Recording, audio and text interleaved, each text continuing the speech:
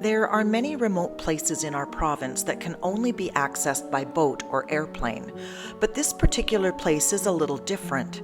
It is the site of a bloody massacre, and it may be haunted.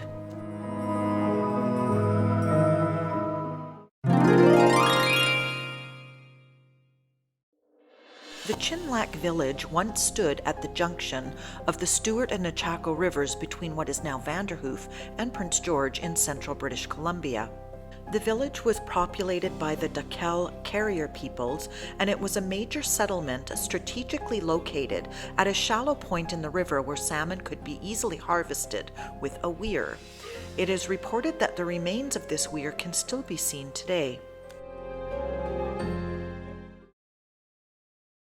According to the oral traditions of the First Nations people, the story of the massacre is as follows. A Chilcoltin Chief named Kalban from further south of this area decided to avenge the earlier killing of a notable person.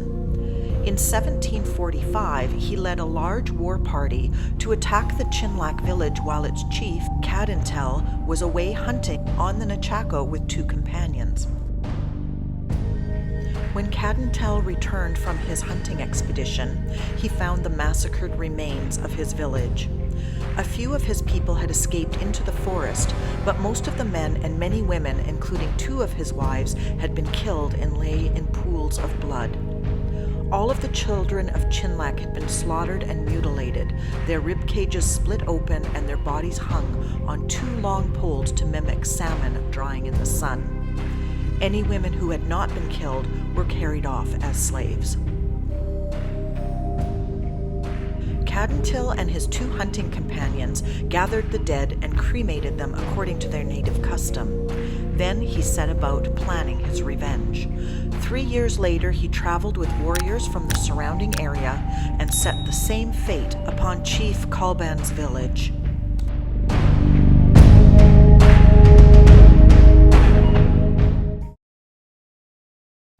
In 1951, an archaeological team led by Charles Edward Borden began excavating one of the big lodge sites.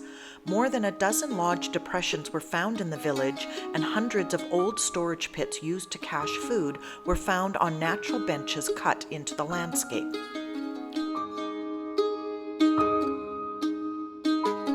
Excavations found porcelain and glass beads, iron projectile points and awls, an iron blade, a small steel spring, miscellaneous iron fragments, and even a Chinese coin from the Sung dynasty, which reigned from 960 to 1127. This indicated the existence of trade with the Pacific coast, if not Asia, prior to European contact. Chinlac turned out to be one of the richest archaeological sites in BC.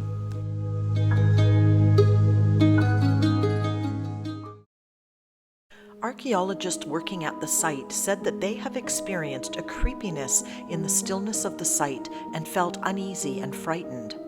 Several recreational canoeists who stayed overnight were totally creeped out by feelings that they could not explain and quickly packed up and left in the night to find another camping spot downriver. The other strange occurrence at the Chinlac Village site is the lack of vegetation in the 5-acre clearing. A former chief, when asked about the phenomenon, said elders have long reported that any trees that take root there never get more than 15 feet high. Then they quickly die and rot away much faster than the other trees. After 276 years, it appears that some ghostly energy still remains, projecting the tragedy of the massacre to visitors so that those that died here will never be forgotten. Thanks so much for watching. If you enjoyed this video, there are a few things you can do to help support our channel. Give it a thumbs up, share with your friends, and leave a comment. These small things don't cost you anything, but it is a huge help to our channel. Let us know if there's a BC story you'd like us to cover in a future episode. For more content about Canada, please consider subscribing and ringing the bell icon to be notified of our next video upload.